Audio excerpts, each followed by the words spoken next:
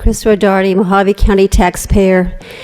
In 1755, Benjamin Franklin wrote, "Those who would give up essential liberty to purchase a little temporary safety deserve neither liberty nor safety."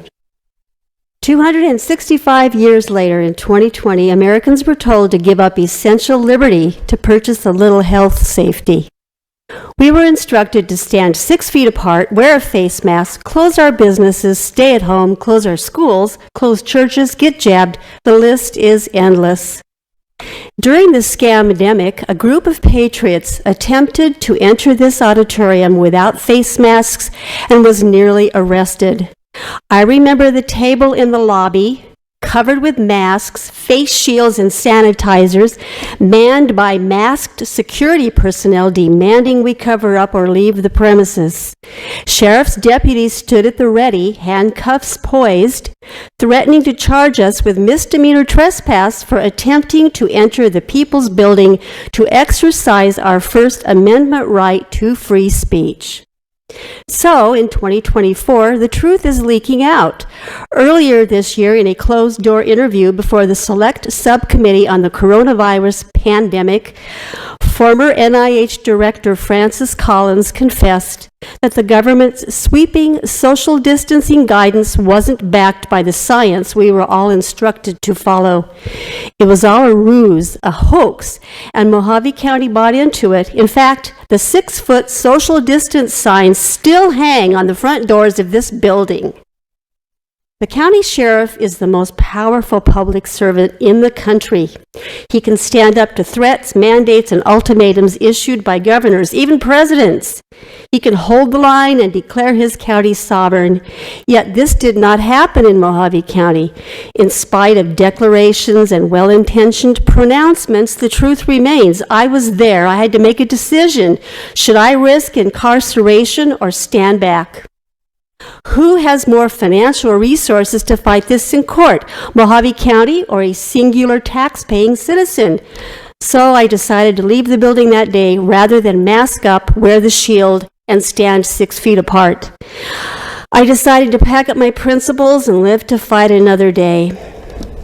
Another wave of something is coming. In a divisive election year such as this, another disaster is on its way. Count on it. Mohave County, you must stand strong this time. We have the power. Just say no to mandates, threats, intimidation, and bullying, and yes, even federal grants with the evil strings attached. Throughout these agendas, I still see gleeful American Rescue Plan spendings.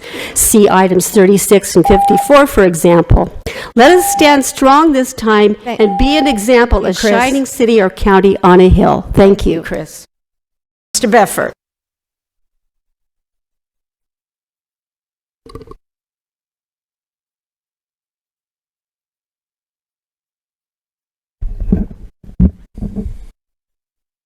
Supervisors, for the record, Greg Beffert from Yucca, and I want to talk about context for a minute.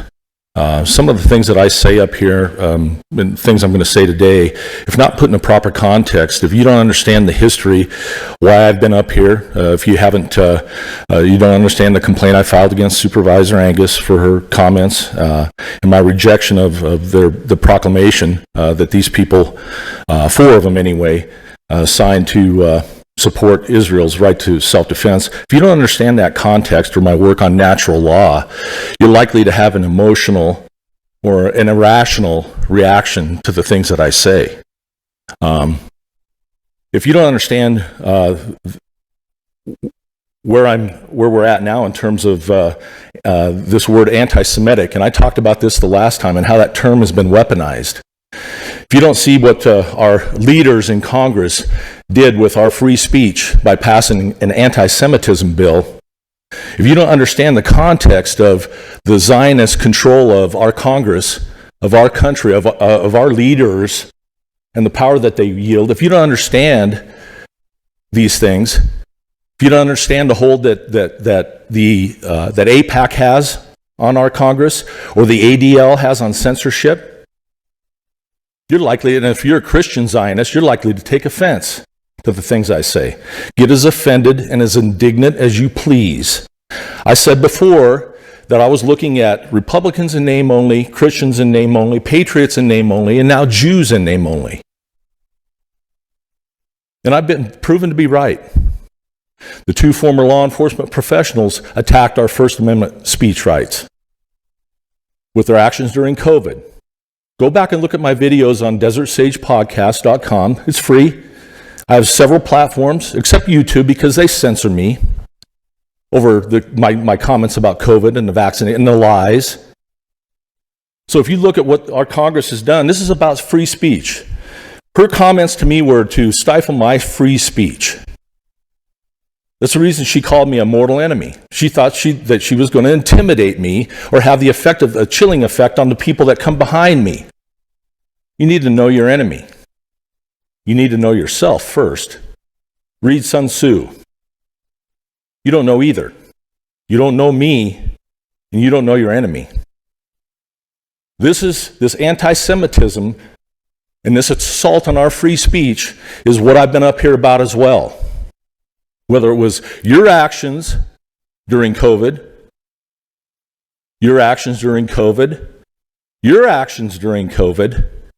as much as you tried to put on the air of supporting free speech rights, you don't. What you have done is exposed yourself as a Zionist. I'll be back. Thank you.